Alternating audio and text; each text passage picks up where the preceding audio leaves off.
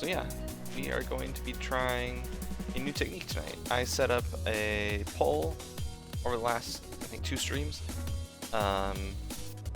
where we want to learn new techniques to push us beyond what we normally do. So we're going to take these guys and try to learn non-metallic metal, which is, for those of you that aren't familiar, we are going to be trying to paint a metallic, like reflective looking surface with paint that is not metallic. It's just going to be normal paints. Like, you don't use silver paint, you use, you know, white paint and black paint and gray paint, you know, that type of thing. So we're going to give that a shot, and we're going to see how we do. I haven't done this before, so it could go great, it could go terrible, but it'll all be a learning experience. Yeah, so pretty much all these seem to follow the idea that I had, where basically anything that's like perpendicular to the ground is the horizon, and anything that's points more up is the blue for the sky, and anything that points down is the ground. You can see that anything that points downward is kind of a warm color. It creates a nice kind of contrast on the model, where, you know, the warmth of the ground and the coldness of the sky kind of play off each other. So that's what I'm gonna go for. So I figured I'd probably start in 2 dimensions on the base, and then we'll kind of nail down the colors and stuff, and then once we do that on the base, we'll work on the body itself.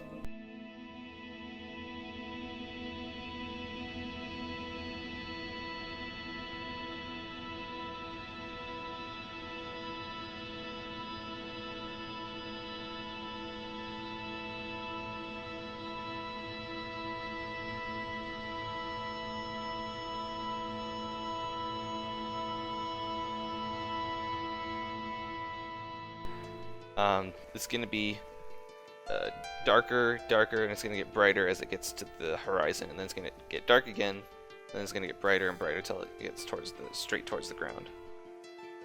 Which I think makes sense, because the ground plane is going to be reflecting more light, bouncing more light up into you as it gets closer and closer, because as it gets farther and farther out, it's kind of spreading it more every which way. So.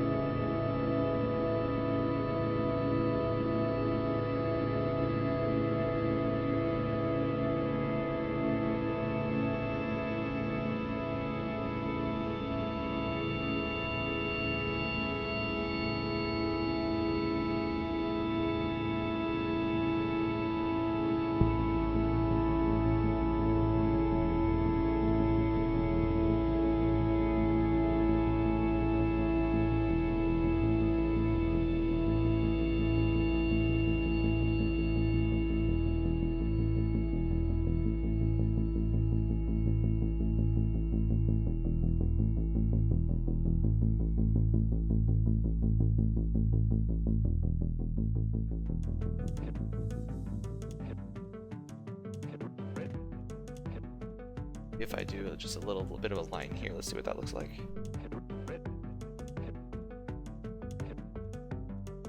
Edge highlighting, because technically that radius is going to curve into the facing upward position, where it's going to face up and catch that sky. Same thing here.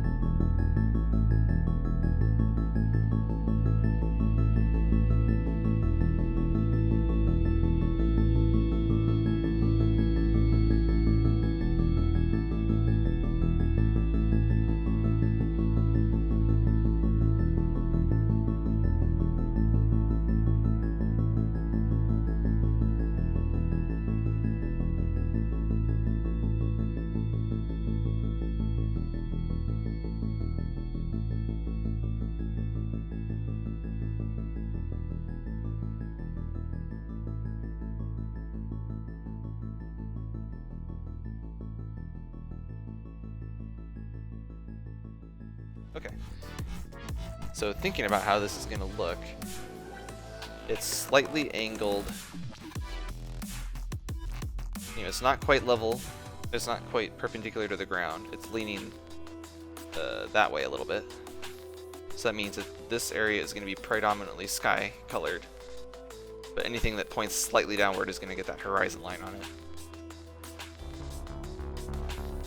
So that's how we'll do that part.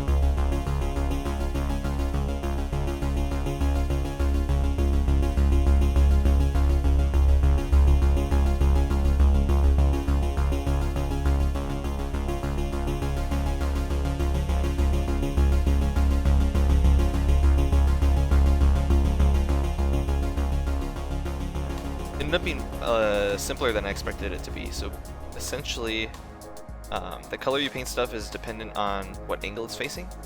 So if a plane is, so like, let's say this is a surface that you're painting. So if it's pointing upwards at all, it gets painted like the sky, like the blue colors. If it's pointed downwards at all, it gets painted like the ground, like the sand. So you can see if I hold it straight up and down, you see all the blue. If I hold it completely upside down, you see only the brown. Ideally, if the base wasn't in the way. So from there, you just start blocking in the colors. You know, everything pointing downward is the ground, everything pointing upward is the sky. And then once you establish that separation, then you start adding gradients and stuff. If something wasn't metallic and shiny, you normally, things that are higher up on the model would be brighter because they're more pointed up towards the sky and the sun.